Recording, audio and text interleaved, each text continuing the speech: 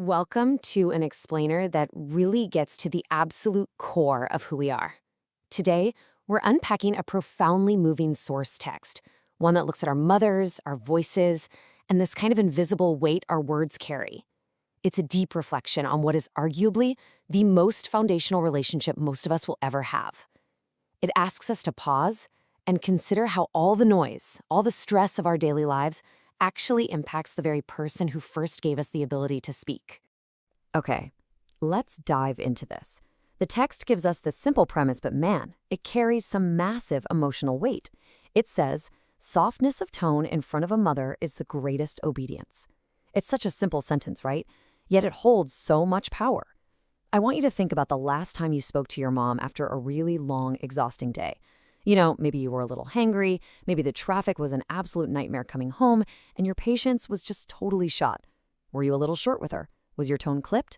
Or maybe even a bit irritated? The text we're analyzing today argues that true obedience, true respect, isn't about grand gestures or, buying expensive gifts. It literally boils down to something as microscopic and honestly sometimes as fiercely difficult to control as the softness of your voice in those high-stress moments. All right, part one, the gift of speech. Here, we'll look at the intimate origins of our words. And this brilliantly illustrates a truly heartbreaking irony. Think back to childhood, where a mother patiently gives us language, syllable by painstaking syllable. If you've ever watched a toddler learn to speak, you know it's a wonderfully slow, repetitive process, right? It requires just infinite patience.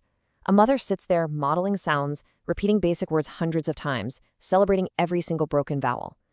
She literally builds our ability to communicate from scratch.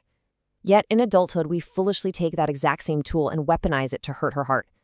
The text explicitly points out the tragedy here. We use the very language she painstakingly taught us to cause her pain through a harsh tone. It's a striking contrast. We take our greatest childhood gift, our voice, and inadvertently turn it into a source of sorrow for the exact person who gave it to us. Just let that sink in for a second. Let's move to and see how this builds into section 2, the outside world's illusion, where we'll examine the great dichotomy of our daily behavior. Now, what's really interesting about this slide is how it exposes a blatant, almost uncomfortable double standard in our lives.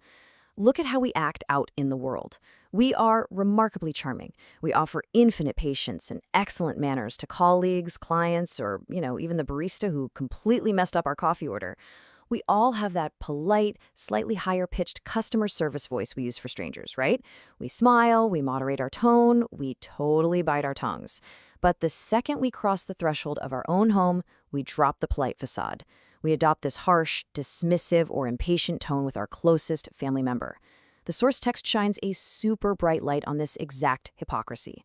Why on earth do we reserve our absolute best behavior, our maximum patience for total strangers, and then offer our most depleted, irritable state to the person who literally gave us everything?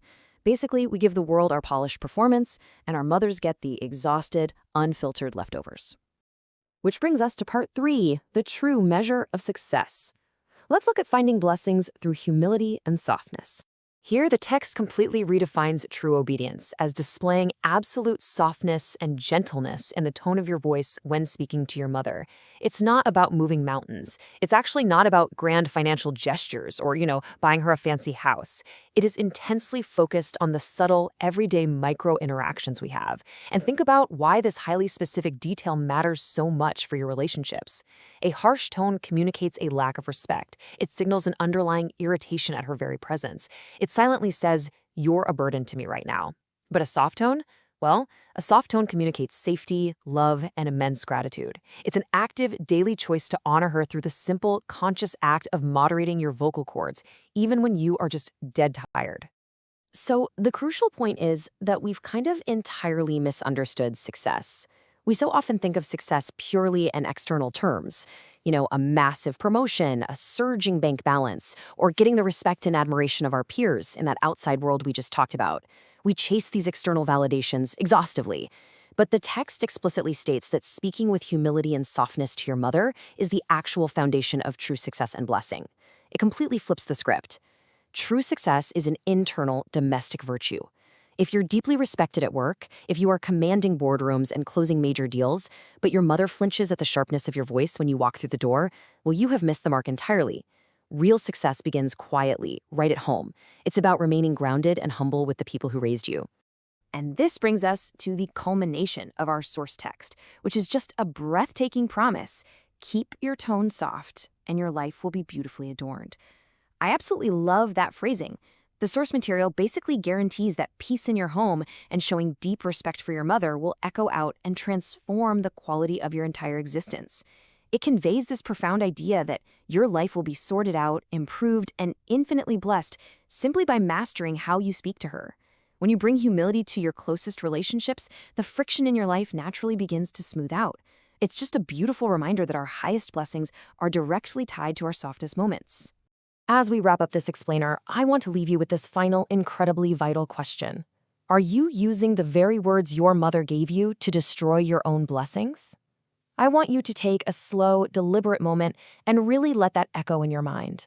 Because every single time we raise our voice, we aren't just hurting her, we are actively turning away grace in our own lives. So the next time you walk through your front door, remember exactly where your words came from. Soften your tone, protect your blessings. Thanks so much for joining me for this deep dive, and I will see you next time.